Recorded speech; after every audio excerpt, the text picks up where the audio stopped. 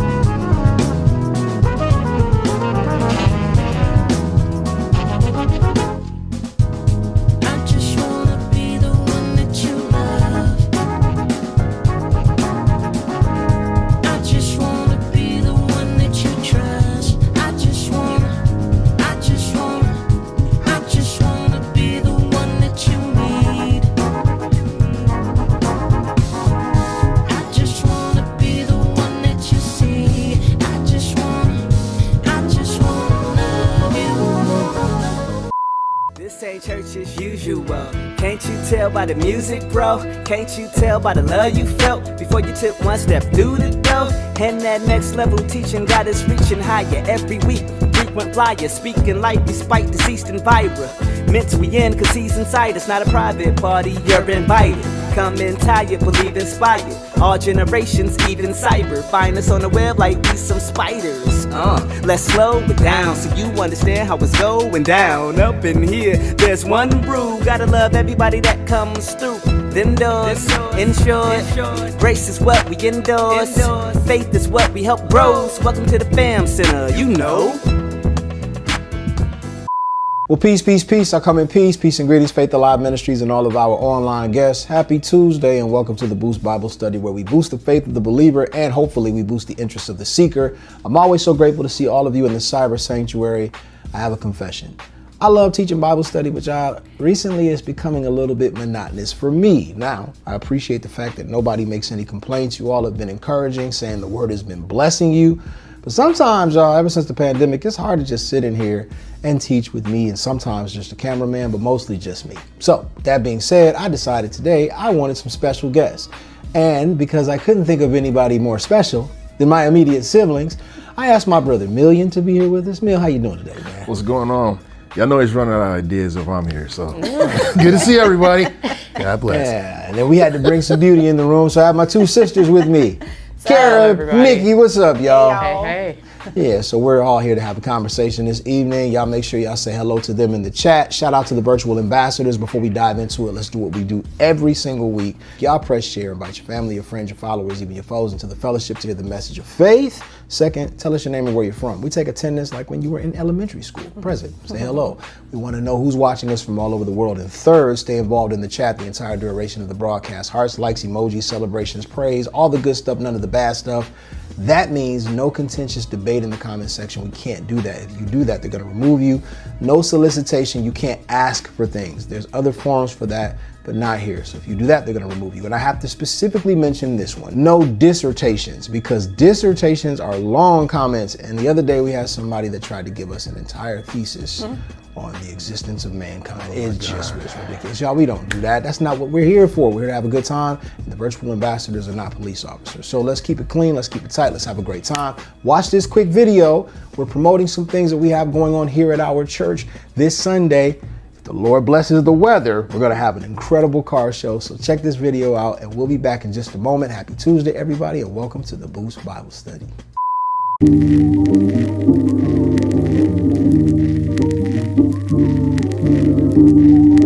Faith Alive, what's good? It's summertime, and the Bishop's Car Show is back. Right after Sunday service on July 6th, we're taking over the church parking lot for a day of faith, fun, and fellowship. Some of the hottest cars and motorcycles in the city will be featured. But that's not all. We've got bouncy houses, a giant dual water slide, games, food trucks, good music, and tons of giveaways that you don't want to miss. Along with bringing back the joust competition, we'll be two-stepping, doing a money grab, and much, much more. Bring your friends. Bring your whole family. But most importantly, bring positivity and light, because the Bishop's Car Show isn't just a showcase, it's a full-on summer celebration of community, faith, and camaraderie. Join us right after next Sunday's service for our annual Summer Jam, and let's continue to create memorable moments as a church family. And parents, please remember, if your little ones plan to enjoy the water slides, be sure to bring a towel and change of clothes. And let's get it.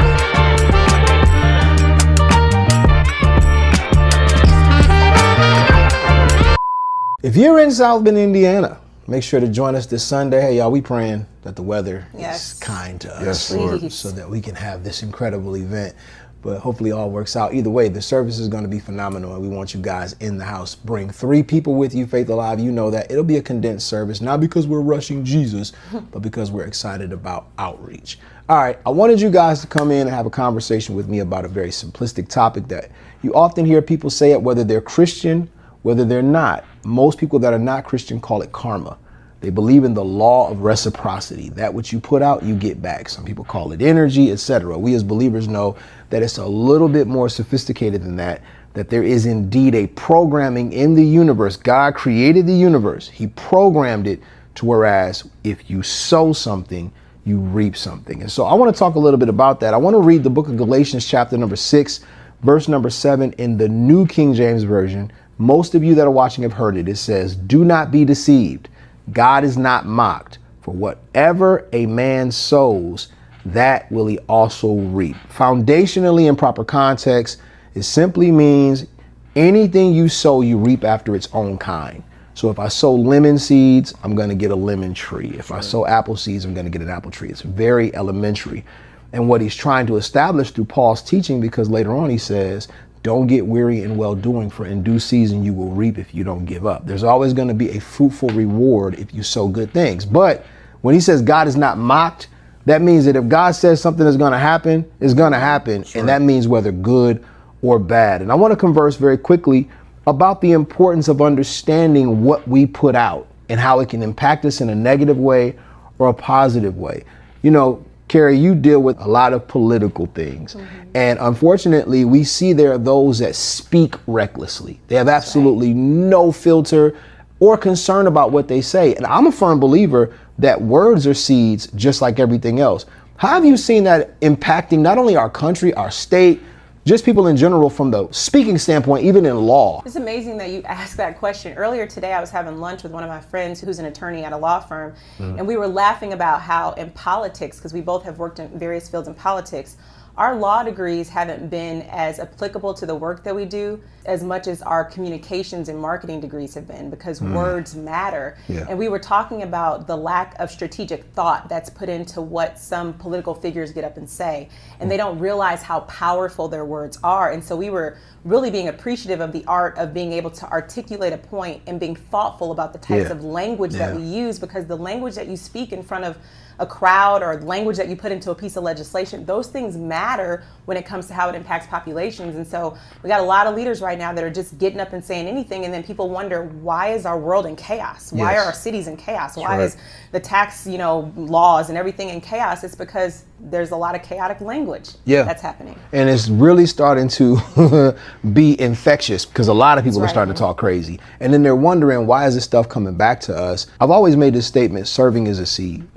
That's right. And if people understood my words have impact, my actions have impact, that serving others has impact, they want all this harvest, but they don't want to sow anything but discord, right? So like even Mill with the gym, talk a little bit about the importance of how you serve not only the ministry, but served other fitness facilities to see what you're reaping right now. Well, a lot of people don't know that I started out as head trainer of World Gym, which was one of the first major commercial gyms in this area. I was 19 years old. So I was scrubbing toilets, cleaning the floors, training people, all that type of stuff. So I've done everything from the ground level up until now owning my own gym. But this was forever ago. We're talking 30 years of work and knowledge on not just fitness itself, but also the fitness industry and the inner workings of that, because there was so much that had to be learned as we got the fitness facility going and things like that. So this is a 30-year process, man. So people see the gym and they think it's great, and I appreciate that.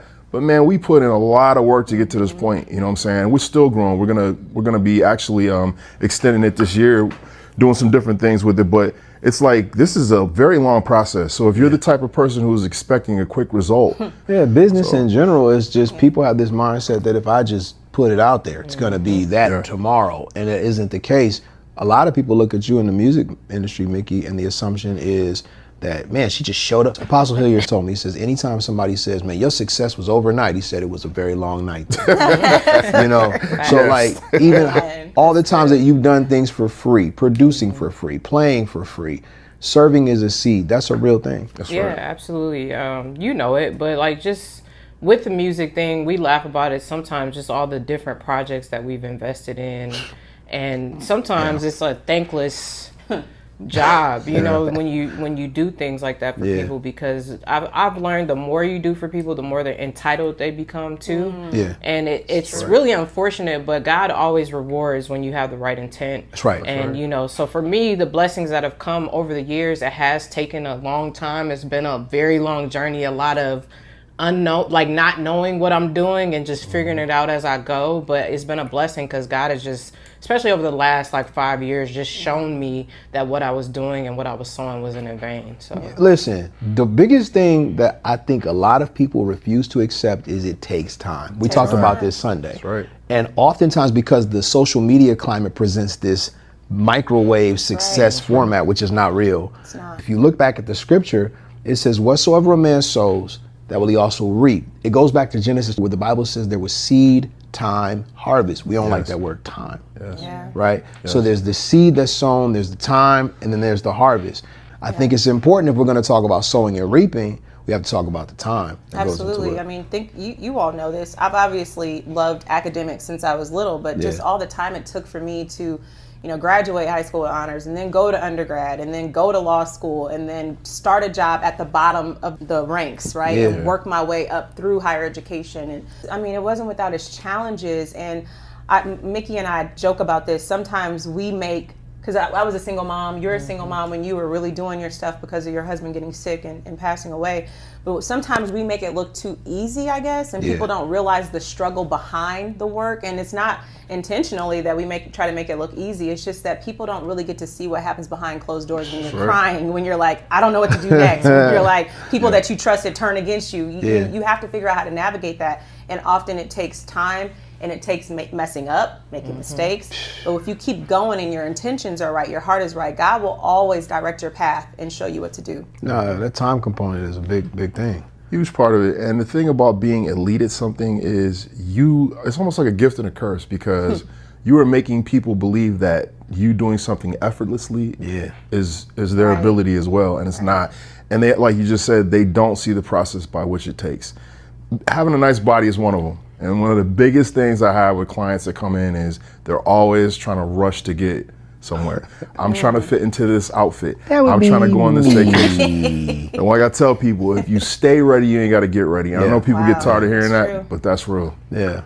I heard the Lord say this: the measure of energy you distribute is the measure of energy you invite. That's good. The measure of energy you distribute is what you invite. It's funny because I told y'all this a while back, but just understanding like that everything that we do has an impact. And I think sometimes, even now, especially with social media, a lot of people just say and do whatever real just like matter of factly, and not understanding the impact that it can have on your life. And I told y'all this a while back, but in 2019, like I felt like, woe is me. Even though I didn't showcase it externally, I felt like that internally. And a lot of the things that God showed me was me. You know what I mean? And it was like, it was all these amazing things happening. So anyone else would be like, woe is you. Like, I got blessed to go to the playlist retreat. Sure. All these opportunities were opening up for me. We were traveling, doing gigs, and I just felt so just incomplete. I felt like, oh my God, my life is just so terrible while all these amazing things are happening. And God was like, Matter of fact, you preached a sermon about bringing order to chaos. Yeah. And God was like, you're the one that's kind of allowing these chaotic things, not only just around you, but internally. There's some things you're going to have to adjust. There's some things about yourself. And I think accountability is a huge factor in this whole conversation of seed sowing, because a lot of times our first instinct as humans is to point the finger forward. It is just natural for us to want to be the victim in situations. And sometimes, people do us wrong. Yes, situations are bad, but how we react, how we move through those situations, how we could have navigated those situations better is so impactful, and it will change I tell my friends this, I tell my kids this, it will change your life if you lower your expectations for others and raise your expectations for yourself. That's good. That is so Man, that's a good. whole word right there. That's And that right. is the total opposite of what we see on a daily basis in right. society. It's constantly, like you said, what is everybody else doing? Wow. So when God said that to me, he says, the measure of energy you distribute is going to determine what you invite towards yourself. So for you to say that is so mature that I got some chaos.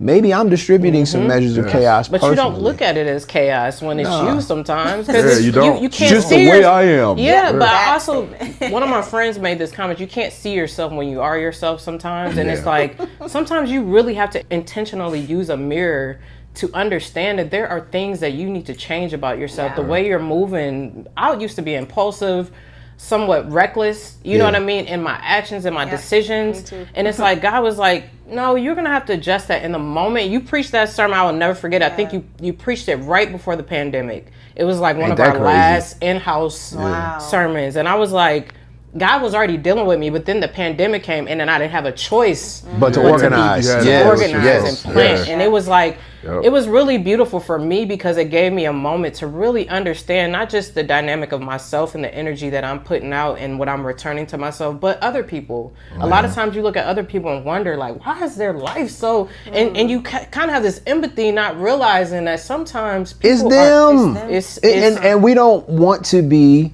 very accountable to our own decisions. But right. that statement, it might seem simple. But when the Lord said that to me, he said people, they act shocked by the conditions of their lives. Yes. Yeah. As if they haven't had anything to do with the decisions that have been made. I mean, self-evaluation is hard, man. It's hard. Like, I'm older than all y'all, and I would say Mickey around the same time. And in fact, I remember that message, but having to reevaluate who you are and the fact that you're probably toxic in your ways, that is extremely difficult. Because it's hard. It's hard to say, man, you know what? Actually, that was my fault. Yeah. Actually, I'm overreacting to this. There is no way that I should still be alive with some of the ways that I reacted to things that happened when we first got this plaza. I was kicking drug addicts out of here. Gang members was, saying they was gonna kill me because I was trying to keep order up here. I handled a lot of that stuff the wrong way, and I had to really learn how to just chill out, relax, and handle it the best way that I know God wanted me to do it, just so I could be here for my family. Yeah. Because I shouldn't be here. I done been in some crazy situations at this plaza, y'all. Praise Some God of you which are, y'all though. ain't heard Praise about. but yeah. Wait, so let's talk about that, because the emotional seeds that we sow, Yes. and how our behavior from the standpoint of not being able to control our emotions, etc., which is what we're seeing, unfortunately, even in the highest level of politics in our country, is this idea of, hey man, I was just doing what I had to do, when the truth is you didn't have to escalate the situation. Have to. Interestingly enough, I was just having a conversation. People were asking me at a law firm I was speaking at about some of the success that I've had in politics and at Notre Dame. And I said, I didn't always have the success that you see because I was emotionally triggered. Yeah. And so what one of my VPs at the time, he told me, and this is coming from a guy who, secular corporate guy, he said, Kara, you're going to go really far in higher education, whatever you want to do. But until you work on your emotional intelligence and you understand how EQ, emotional quotient, plays into your reaction and how people see you and view you, you're not going to go very far. So I'll give you a perfect example. We would be sitting in meetings at Notre Dame, and general counsel or provost office or somebody would say something, and I would get so angry in the moment, everybody in the meeting could see it on my face. You couldn't hide it. And I ruined a lot of relationships with senior leaders that way because I was so reactive to what was happening around me. And he said, until you can learn how to control your emotions, the energy you're putting out is the energy you're going to get from some of these people. And that was the energy I was getting. And so I had to have that real conversation about, it's actually me. I need to be under control. I need to be able to maintain my composure. And if I do that, a soft answer turns away wrath. If I do that, then they're going to respond to me differently. And that's why I was able to walk into politics and have more success there even than I did at Notre Dame, because Notre Dame was my training ground. It was a training I ground. had to figure it out. I figured it out. I couldn't go into some of those meetings with the governor and the cabinet and be emotionally reactive, even though I wanted to, because I wouldn't have got anything done if I had done that. You know And it's all coming back in harvest form. That's the thing that people don't understand. Seed is small, harvest is big. That's right. So if you sow something small, it can return to you in a very big way, whether that's positive or negative. That's so Obviously, true. I watch a podcast almost every week. It's an incredible podcast. I won't mention the name of it. It's a sports podcast. Okay.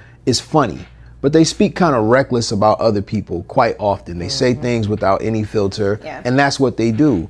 What they don't understand is the measure of energy you distribute is the measure of energy you invite. And they had a guest on their show the other day, and this guest said something so out of pocket to one of the hosts, it was chaotic.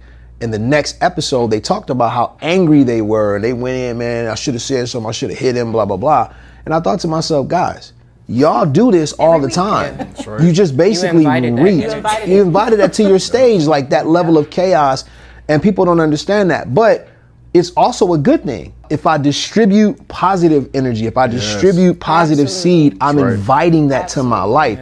The book of Luke chapter number 6, verse number 38 in the New King James Version says, give and it shall be given unto you. Good measure, pressed down, shaken together, running over. Shall men give unto your bosom? For with the same measure that you use, it will be measured back to you. So this isn't just philosophy, this is Bible. That how you measure a thing out. Dad used to preach this sermon where he would say, if you give with a shovel, you're gonna get it back with a snowplow. You know, he says, but if you give with a spoon, you get it back with a shovel. He said, you're gonna get more back, but it's still gonna measure how you're giving it out. I just don't think people understand that. But from the good standpoint, I wanna talk about the importance of sowing financially, sowing of your talent, sowing of your service, sowing of your time. We talk about it all the time. You just said it, you know, serving is your seed. I think about just even down to the conversation of, like I said, in 2019, God really, really convicted me and being like, yo, there's some things, it's time to grow up. It's time to change. It's time to pivot. It's time to adjust. That was okay for that season. It's time to, you know, evolve. And just really being intentional about how I navigated my life and what I wanted to call to my life too. I'll say, even I told YPJ this one time, I'm like, you know, sometimes where I felt like I was just so anxious, I felt like it was really conviction. I think a lot of times anxiety is God's conviction trying to call attention to things that we're not correcting. That's Yes, crazy. that's And I really think it. for me, once I started correcting those things, some of my anxiety went away, and just you sleep better at night when you know you tried to do the right thing, and you intentionally moved in a way that was, like, you know, God-like and Christ-like. And for me, the seed of sowing well and coming to church every Sunday, even when I didn't have everything all together, whether it was spiritually, mentally, emotionally, just showing up on Sunday. Sometimes I showed up on E, but I would come and play and, you know, push myself, or just come into the Plaza Weed and clean the bathrooms. Sometimes for me, it would be like God being like, hey, I want you to help this artist, give them music, don't charge them, don't, you know, just little things that you do, paying for somebody's coffee in the morning, just the smallest things sometimes can bring back a harvest for your life. And God remembers that. He really honors when you have the right intentions and you sow good seed to other people. So. And also obedience in giving, because a lot of people are deterred from wanting to give because they base it off what they think the person may do. Many people have had bad experiences with bad ministries where they sold into ministries that were corrupt and did what they did. But when you're obedient to God, it doesn't matter what happens after that seed is gone. He's going to honor it, and he's going to bless you. And that's on them. And they are going to, trust me when I tell you, we talk about karma. Whoever is being foul or whoever is being the way they are, it's coming back. So you don't need to worry about that. Listen to God, even if it's the on the corner. That's right. And you want to give them $5. You're like, he might go to the liquor. That has nothing to do with you. Once you release that $5, God is going to bless you. Yeah, it's funny you said that. We were listening, our cousin has a show, and one of the young people that was on the show said something really powerful. She was talking about, she was an actress, little young kid actress, is talking about going to auditions and how she would get so stressed out because she's like, I would get excited about potentially getting the part and then I wouldn't get it. And she said, I learned to submit and forget. And what you just said, you submit to the will, whatever God's telling you to do. You do your part. You can't worry about what other people are doing, and that's how I've invested, even in people that I've written resumes for, or I've sat down with them and mentored them on a personal statement and helped them write stuff. sometimes people don't do the same thing for you, but you can't worry about that. You have to sow where you've been told to sow. You have to do what you have to do, and God never forgets. He always sees it. So I submit, I forget. I'm like, nobody owes me anything. I'm just going to do what God told me to do, and I'm going to move on. Yes. And He always comes back with a blessing. I know for a fact that sowing of your time is going to reap a great harvest. Sowing of your resources, you're going to reap a great harvest. Sowing of your talents, all of it is going to reap. And God is saying, I won't be mocked in this. Whatever you measure out, that's what's coming back. And I really mean this, y'all. Me and Pastor Lee, we had a statement, and it's funny, but we say it all the time, and I've said it to y'all. Nobody gets away. Nobody gets away. Nobody gets away. If a person sows something bad to you, it may not happen for 20 years. But it's coming. But nobody, the Bible says, because judgment against an evil work is not executed speedily, it is fully set in the hearts of men to do evil. The thought is, oh man, I've been getting away with this for 20 years. But how terrible is it to have a lifestyle for 20 years and then all of a sudden you're a major record executive that your whole world just collapses overnight? We're literally watching that right now. Literally. How does it feel to have a ministry where you're a corrupt preacher and leader and you've been doing this for 30 years and then overnight, boom, it's gone. So God doesn't forget the negative, but He also doesn't forget the positive. Everything that all three of you have said is the truth. None of this stuff happens overnight because God wants it to be sustained. So those of you that are watching us right now, this is a brief conversation. I hope you've enjoyed it so far. I've really enjoyed listening to my siblings speak. I want you to get this, that if you've sown good seed, you need to get ready for a big harvest. That's right. And this is the part y'all don't like. Sometimes, which is really most times, harvesting is harder than sowing. It is. There's If you work really think behind about it from the harvesting. farm standpoint, That's right. reaping the harvest, man, when you got the gym, everybody's, oh man, he's got a gym. You know how hard it was to get that up and running? Mickey, you got this studio, so incredible, all this stuff. You know how hard it is to put all that together? The heat is, the air is out right now. Yeah, we got to we figure still that out. working. It's like, It's harvesting. We still working. Everybody celebrates Kara's accolades with education and her positioning. What she had to go through for 4 years straight under the administration of trying to assist and change, and people calling her a sellout and everything else, and they don't realize she's fighting for them. This ministry is a harvest, and we're still trying to figure it out. Right. So for those of you that are watching right now, we want to shout over the harvest, but I'm letting you know you have to roll your sleeves up if you want to sustain what God has for you. But man, I appreciate y'all chopping it up with me this week. I definitely wanted to do something different. I didn't want to just go about it the usual way. I wanted to have a conversation, and I think it's been fairly constructive. So, Absolutely. So anyway, those of you that are watching right now, let me know what you think in the comment section. Say something to my siblings. I really want to get more into this in the days ahead. Of course, you know I'm always sit with Bishop, talk to him. You guys really enjoy Bishop's wisdom. My mom, if I can convince her to, I'll be able to sit down with her on occasion. Sometimes she don't feel like it, but my mother really has a lot to say as well. And then we have times where we're able to sit and talk. I was even thinking about the girls the other day and some of the nephews. I was like, I'm going to bring all of them in and just chop it up with them. But we're going to be doing some different things in the days ahead. But take this word with you. And I'll tell y'all what, let's do this tonight.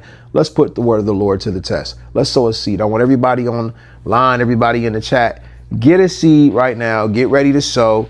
And I would say this, if I were you, sow at least a $10 seed or more, just to really put some faith in the atmosphere. For those that can't do that, just do the best you can. But let's sow this evening. Amen. And let's let the Lord know we trust Him and we believe Him, all right? So the options to give are coming up in just a moment. And anything y'all want to say before we cut out? Y'all got anything coming up or doing? I just wanted to say thank you to all of our ministry staff and everyone who shows up continuously to help us run this ministry, man. We could not do it without you. We never, ever want to take y'all for granted. I'm sorry sometimes we're not able to just come to you individually and say thank you. But from the Miller family, we say, we appreciate y'all. We love y'all very much. Me too. And I was praying for you all this morning. I was at my early this morning praying, and I started praying over my family and myself. And I called out all the members and people associated with Faith Alive Ministries. We love you so much. And even when we don't see you, we're thinking of you and praying God's best for your life. So we appreciate y'all. Absolutely. Sentiments of my siblings. We love you.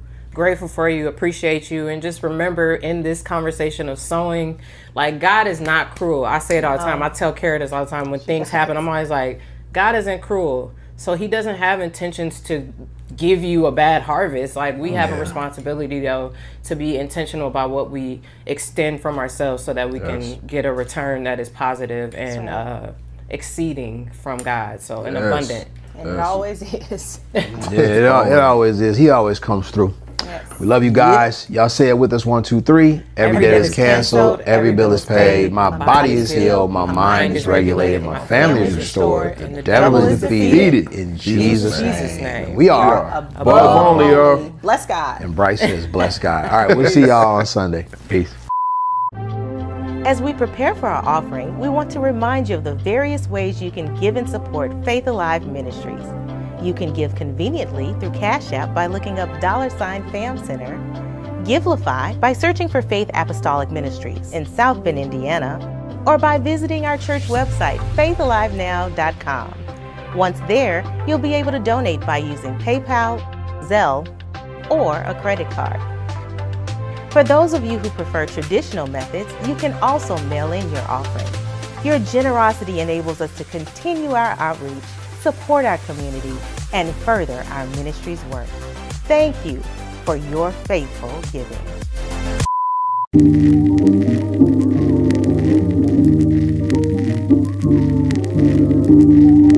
Faith Alive, what's good? It's summertime, and the Bishop's Car Show is back. Right after Sunday service on July 6th, we're taking over the church parking lot for a day of faith, fun, and fellowship. Some of the hottest cars and motorcycles in the city will be featured. But that's not all. We've got bouncy houses, a giant dual water slide, games, food trucks, good music, and tons of giveaways that you don't want to miss. Along with bringing back the joust competition, we'll be two-stepping, doing a money grab, and much, much more. Bring your friends. Bring your whole family. But most importantly, bring positivity and light, because the Bishop's Car Show isn't just a showcase, it's a full-on summer celebration of community, faith, and camaraderie. Join us right after next Sunday's service for our annual Summer Jam, and let's continue to create memorable moments as a church family. And parents, please remember, if your little ones plan to enjoy the water slides, be sure to bring a towel and change of clothes. And let's get it.